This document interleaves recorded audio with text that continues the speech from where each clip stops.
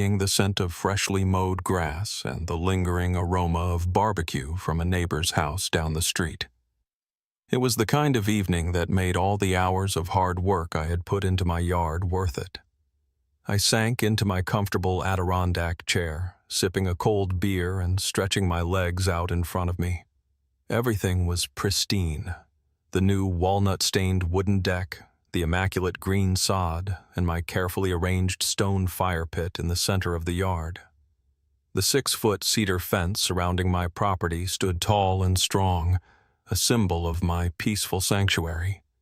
For the first time all week, I felt truly relaxed. And then, the bass started. Ryan McAllister, the living, breathing menace. I knew that sound. It was the distinct, gut-rattling vibration of someone cranking their speakers to club-level volume. I sighed, rubbing a hand over my face.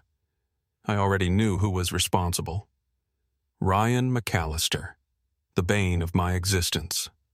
Ryan, 45, blonde, perpetually tanned, and always wearing a smug grin, was the kind of guy who believed HOA rules were for other people. A corporate sales executive with an overinflated ego, he strutted around like he owned the entire block, treating the neighborhood as his personal playground.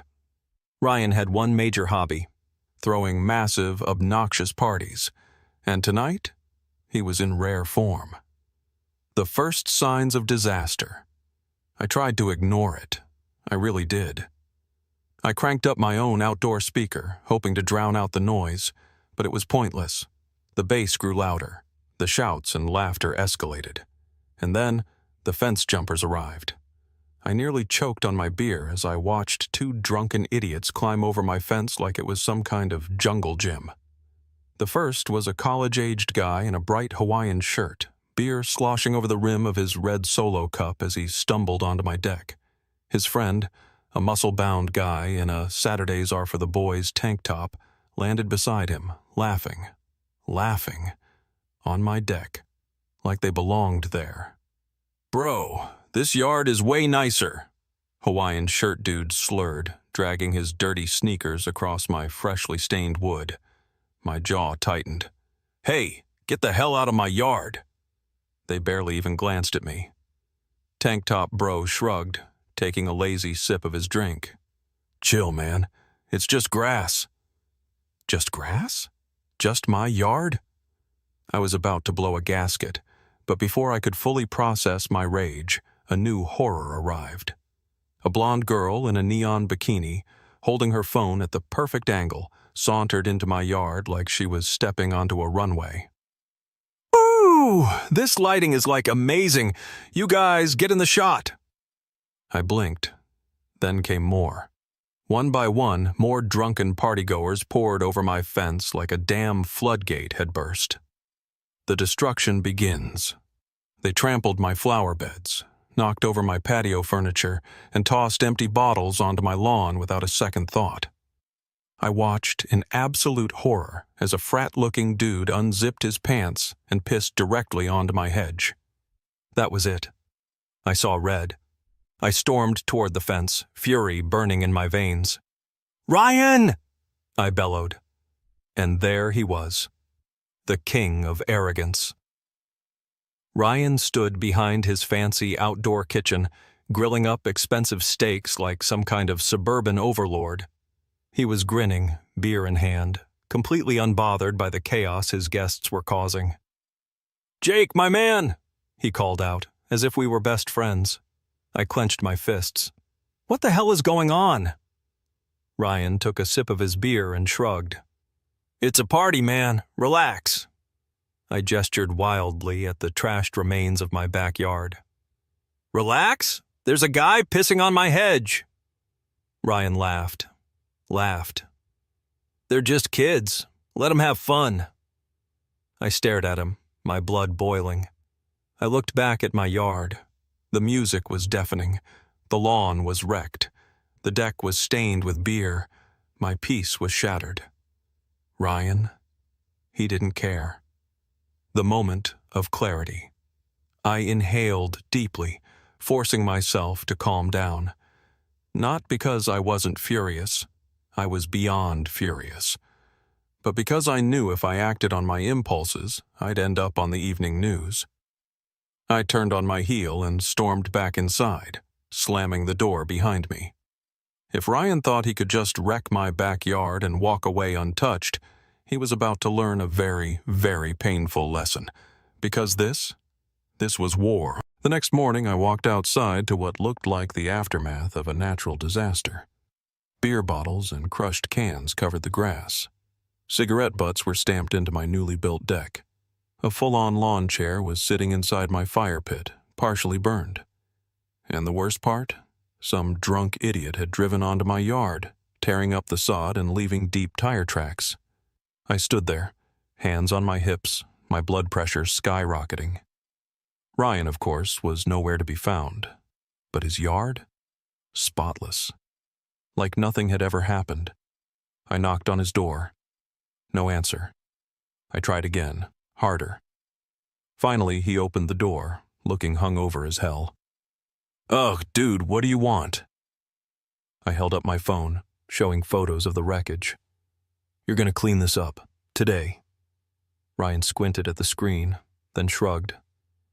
"Yeah, I don't know, man. Looks like some of that was already there." I nearly lost it. "You think I just leave garbage and piss stains in my yard for fun?" Ryan leaned against his doorframe, smirking. "Look, Jake, maybe you should be a little more chill. You're always so uptight about rules and property lines." "Because it's my damn property." Ryan sighed, clearly bored with the conversation. "Fine, I'll send some guys over later." He didn't. Instead, I got a letter from the HOA. A fine for excessive yard mess and improper lawn maintenance. I actually laughed when I saw it, a dry, bitter sound. Ryan had trashed my yard, and now I was getting penalized for it? I marched straight to the HOA office, slamming the letter onto Karen Monroe's desk. Karen, a 50-year-old woman with a sharp bob and an even sharper attitude, adjusted her glasses. "Mr. Weston, fines are issued based on HOA regulations." I cut her off. "So where the hell was the fine for Ryan's party?" She gave me that fake, condescending smile HOA presidents have mastered. "Ryan's been a resident here for a long time. These things happen. It's best to just move on." "Move on?" I nodded, forcing a smile. "You're right. I should let this go." That was the moment I decided to ruin Ryan's life. I spent the next week preparing. I installed motion-activated sprinklers, but instead of water, I filled them with diluted skunk spray. I reinforced my fence with a 6-foot-tall steel barrier. HOA rules be damned. And my masterpiece? A massive stadium-level floodlight system angled straight at Ryan's yard. Friday night came. Ryan threw another party, and when his guests tried climbing the fence, bam! Sprinklers activated. The air was instantly filled with screams as people ran, gagging from the smell. Ryan came out furious and soaked. "Jake, what the hell?" I smirked. "Oh, I thought you said no harm, no foul." Then I flipped the floodlights. Ryan's yard was lit up like a crime scene. The underage drinkers suddenly had nowhere to hide. The guy doing lines of coke on the patio table, caught in 4K. And Ryan himself? Standing there, mid-argument with his wife, who looked ready to kill him. Within minutes, cops pulled up. Ryan tried to argue, but when I handed over my security footage, the cops started writing citations. Monday morning, the HOA held an emergency meeting. Ryan sat there, face red as a tomato, while Karen tried to control the damage. But the real kicker? My revenge video, the sprinklers, the floodlights, the screaming guests, and Ryan's wife storming out, had gone viral. Headline: HOA Golden Boy gets humiliated in the best revenge plan ever. Ryan was fined $5,000 for violating HOA rules. Karen Monroe stepped down to focus on personal matters. And me? I sat back on my pristine deck, sipping a beer, watching Ryan struggle to get his yard back in shape. Some victories just taste sweeter.